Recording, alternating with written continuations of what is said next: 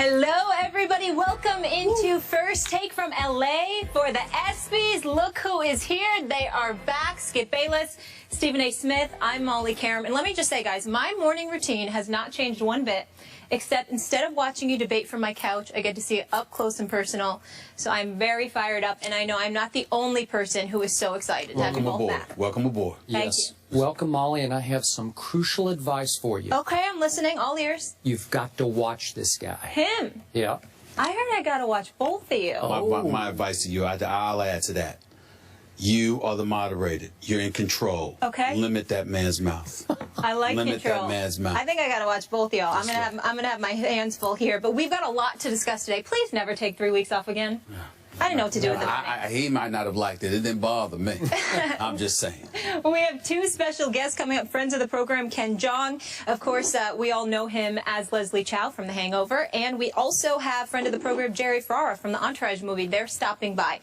But first, after verbally agreeing to a 4-year max deal with the Mavericks, Deandre Jordan had a change of heart and re-signed with the Clippers. The contract with LA is a 4-year max deal that'll be worth $88 million. On Friday, Deandre apologized to Mark Cuban for how he handled the situation. Via Twitter, I want to publicly apologize to one of the best owners in the world, Mark Cuban, the Mavs, and their fans. I'm humbled by the Mavs and Mark Cuban's kindness and understanding. I'm sorry to have a change of heart. However, Mark Cuban wasn't buying it and saying on Cyberdust, when is an apology not an apology when you didn't write it yourself? Next. Stephen A. Smith, what is your take on the DeAndre Jordan situation? Well, first of all, let me say for the record, I have no problem with the fact that he elected to stay with the Los Angeles Clippers. I was on the record at the time, Skip Bayless, when we were off the air on First Take. Obviously, I had to be on SportsCenter, and I was of the mindset that it was absolutely stupid for him to think about leaving the Clippers to begin with, because DeAndre Jordan averaged about 10 shots a game. When you look at it from that perspective and think about the fact that 5 of those shots, averaged about 10 points a game, rather, and you think about it, about 5 of those shots come on dunks. Chris Paul, one of the best point guards in the world, is who you're leaving to play with either J.J. Barea, Jameer Nelson, who I love, young guy, but he's no Chris Paul, but him or Devin Harris. Give me a break here. You can't go with that. So it was just, to me, asinine for DeAndre Jordan to even be thinking about leaving the Clippers to begin with. So the fact that he did an about-face and elected to stay with the team, I thought was perfectly within his right to do so. I thought he did the right thing. But I do regret and lament how he handled it. DeAndre Jordan is 26 years of age. In the United States of America and the world, I believe you're recognized as a grown man. And the fact of the matter is he came across as a little boy. And the reason he came across as a little boy is not because he changed his mind. It's not because he elected to stay with the Los Angeles Clippers. It's because you pick up the phone and you call Mark Cuban. You show him the courtesy and the decency. You made a commitment to take his 4 years, $80 million. You had the Dallas Mavericks bloviate about that. They were making plans in Big D about his arrival and what have you. If you've changed your mind, as far as I'm concerned, that's the first call that should have been made. You should have picked up the phone and you should have said, look, I'm sorry, I'm here at my house. I'm here with Doc Rivers. I'm here with Chris Paul. I'm here with Blake Griffin. I'm here with Paul Pierce. I'm here with billionaire owner Steve Ballmer. And the bottom line is I decided that it's best for me to stay here. I apologize, but I have changed my mind and I am staying in Los Angeles. The fact that he didn't do that is very, very bad. But what elevates the level of embarrassment exponentially, as far as I'm concerned, is the fact that Mark Cuban revealed that I did not hear from him. I heard from his mama. So not only did you not call, but somehow, some way, your mama picked up the phone and called Mark Cuban. You are a 26-year-old man. Why is your mama calling and not you? That is just incredibly embarrassing. It looks incredibly weak. And from this point forward, unfortunately, when you look at a situation like this, I think that DeAndre Jordan is a good person. I think that he's a big-time center. If he could hit his free throws, I think he got the potential to be one of the best big men in the game. But there is a point in time where you clearly have handled something like a little boy, where people should be looking at you and looking for diapers. And this is one of those situations. It's very embarrassing to have your mama speak up before you. It just is. First, let me say, as I listen to you speak and speak and speak, Yes. I must admit, I have to admit this publicly. You missed me. I missed you. I missed you. I just love listening I missed to you you too, bro. bloviate. I missed you Thank too, bro. Now, I'm going to take it a level deeper, and I hear everything you just said. But I cannot blame or certainly condemn Deandre Jordan for the way he handled things because it was predictable to me. And I think he showed you, and you said you like him as a person, but I think he showed you, he showed all of us who he is and who he is not. I am here to tell you that this is just me. When it comes to his basketball character, his mental toughness, this is why I would not want this man on my team or in my NBA foxhole.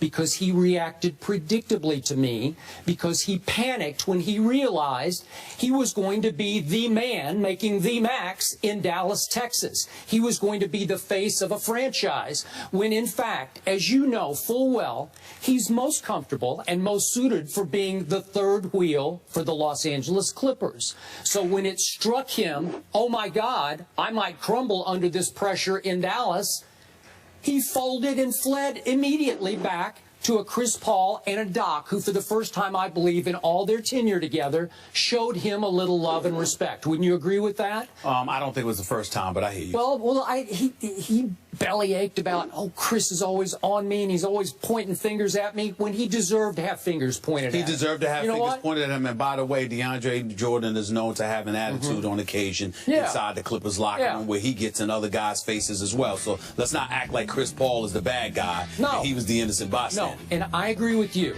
Deandre made the right basketball decision because Dallas was going to be a middling team with Deandre, and the Clippers are back to being a Western Conference contender with Deandre. So he did the right thing to go back to Chris Paul, because we know Deandre's got big talent.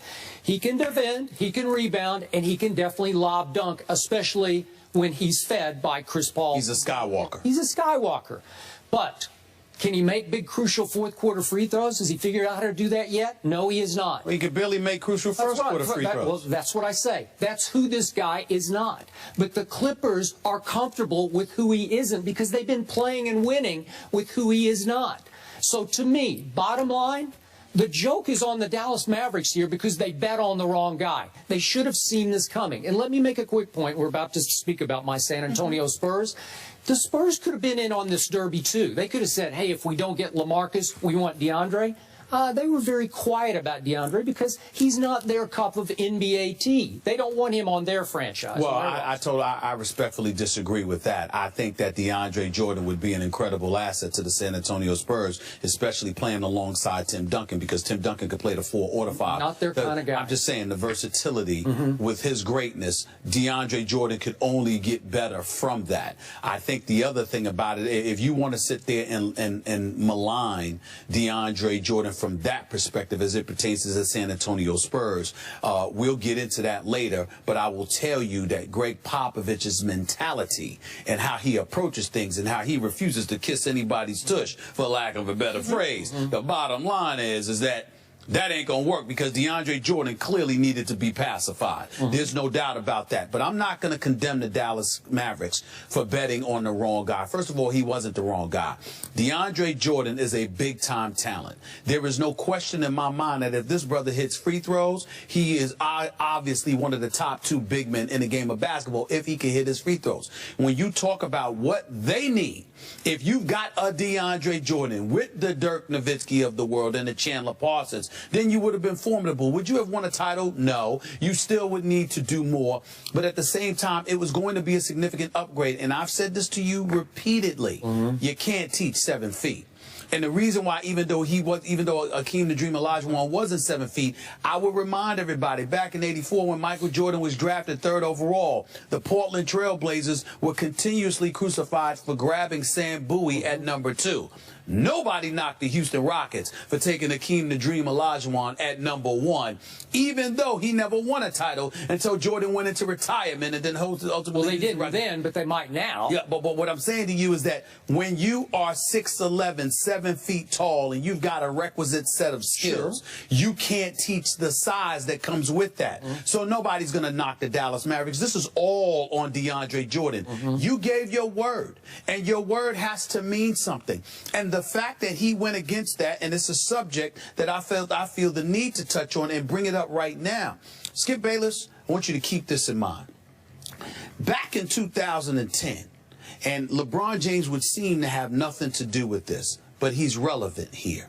Back in 2010, when LeBron decided to go to South Beach, nobody lamented his decision to go to South Beach outside of Cleveland. It was perfectly within his right.